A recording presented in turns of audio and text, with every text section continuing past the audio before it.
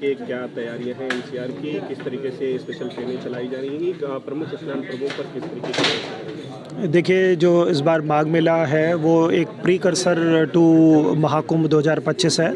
तो उसके लिए रेलवे ने, जैसा कि आप देख भी सकते हैं, बहुत वृहद तैयारियां चल रही हैं। हमने आरओबी आरयूबी के निर्माण के कार्य लगभग पूरे हो चुके हैं या पूरे होने की स्थिति में हैं, और जिससे कि रोड भी डिकंजेस्ट हो जाएगी। और जो रेलवे की सिर्फ जहाँ तक बात करें तो उसमें जो स्पेशल ट्रेन्स हैं उनका प्रावधान हम लोगों ने, जो मौनी अमावस्या मुख्य स्नान का दिन, उसमें 20+5 ट्रेनों का हम लोगों ने स्पेशल रेक्स का अरेंजमेंट किया है। और इनसे जो है सारी, हम लोगों ने इस बार ये प्लान किया है कि हम लोग भीड़ होने ही ना दें स्टेशंस पे। जैसे पहले होता था कि भीड़ हुई फिर हम ट्रेन लगा रहे हैं, तो इस बार हम लोगों ने प्लानिंग ये की हम एंटिसिपेट करें भीड़ को, जो कि जिसमें जिला प्रशासन का हमको पूरा सहयोग मिलेगा कि भीड़ कब होने वाली है, क्या होने वाली है, उसकी फोरकास्टिंग, इस सब की पूरी व्यवस्था है। तो उससे हम लोग पहले ही एंटिसिपेट करके गाड़ियों को पहले ही प्लेस कर देंगे, जिससे कि भीड़ होने की स्थिति आए ही ना। मौनी अमावस्या जो मेन है उसमें 25 रेक्स की डिमांड की है, जिसकी कैपेसिटी लगभग 60 से लेके आप 100 के बीच में मान सकते हैं कि स्पेशल ट्रेन्स चलाने की कैपेसिटी हमारी रहेगी एक दिन में मौनी अमावस्या वाले। उसके अतिरिक्त हम लोगों के पास नॉर्मल स्नान के दिन में 10+5 रेक्स रहेंगे, तो उसमें भी हम लोगों की कैपेसिटी आप ये मान सकते हैं कि 45 से 60 के बीच में रहती है। तो ये व्यवस्था जितनी अपेक्षा है उससे अधिक ही है। जिन स्टेशनों से ट्रेनों का संचालन होगा, सुरक्षा के लिहाज से किस तरीके के कदम उठाए? देखिए, सुरक्षा के लिहाज से इस बार जो खाली जो सिक्योरिटी एजेंसीज हैं, जैसे आरपीएफ, जीआरपी, सिविल पुलिस और जो पैरामिलिट्री फोर्सेस की जो भी टीमें आएंगी, उनके अतिरिक्त हम लोगों के जो ये अपनी स्टाफ है, कमर्शियल स्टाफ, उसका भी जो मोबिलाइजेशन है वो जो कुंभ में नॉर्मली होता था उतना मोबिलाइजेशन है।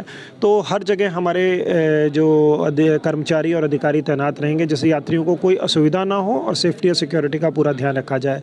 इसके अतिरिक्त हमारे जो मेटल डिटेक्टर्स हैं, स्कैनर्स हैं, और हमारी जांच है वो भी सघन रहेगी, और हमारी जो डॉग स्क्वाड्स हैं वो सबको भी पूरी तरीके से फुल्ली मोबिलाइज किया गया है कि किसी भी प्रकार की जो सिक्योरिटी के थ्रेट को हम लोग ओवरकम कर सकें। जो श्रद्धालु हैं, स्नानार्थी जो भी लोग आएंगे, उनके साथ व्यवहार आचरण को लेकर के भी कोई निर्देश? देखिए, जो व्यवहार और आचरण को लेके आपको इस बार मैं आपको आश्वस्त करना चाहूँगा कि स्टेट गवर्नमेंट और हम लोगों की जॉइंट मीटिंग का भी ये सबसे बड़ा आइटम रहता है कि जो श्रद्धालु आएँ वो हमारे घर में आए हुए अतिथि की तरह है। वो हमारे लिए भीड़ या भेड़ नहीं है, वो हमारे लिए हमारा घर का सदस्य है। तो हम इस भावना से सभी लोग ओतप्रोत होकर कार्य कर रहे हैं कि भाई ये हमारे घर का फंक्शन है, तो हमें इसे सक्सेसफुल बनाना है। एक आखिरी सवाल सर, प्रतिष्ठा है, बड़ी संख्या में श्रद्धालुओं के यहाँ वहाँ से आने की भी संभावना है और यहाँ से बहुत लोग जाएंगे भी, तो इसको लेकर के भी कोई? देखिए, आस्था स्पेशल्स के बारे में आपने सुना होगा, उसका फाइनल नोटिफिकेशन अभी अवेटेड है। तो प्रयागराज मंडल से तो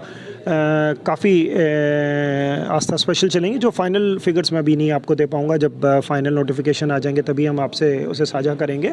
उसके अतिरिक्त हम लोगों को ये भी एंटिसिपेशन है कि 22 तारीख को प्राण प्रतिष्ठा के बाद, क्योंकि पौष पूर्णिमा पड़ रही है, तो काफ़ी श्रद्धालु यहाँ आएंगे। उसको लेकर भी हम लोगों की तैयारी है। और अभी हमने जो 15 रेक्स की प्लानिंग आपको बताया है कि जो पौष पूर्णिमा पे रहेगी, उसको भी हम यदि आवश्यकता होगी तो बढ़ाएंगे, डिपेंडिंग अपॉन दी फोरकास्ट। ये हम लोगों को रेगुलर टच में है स्टेट गवर्नमेंट के, और शॉर्ट नोटिस पे हम लोग कैपेबल हैं कि कोई भी फोरकास्ट होगी तो हम उसको हैंडल कर लेंगे।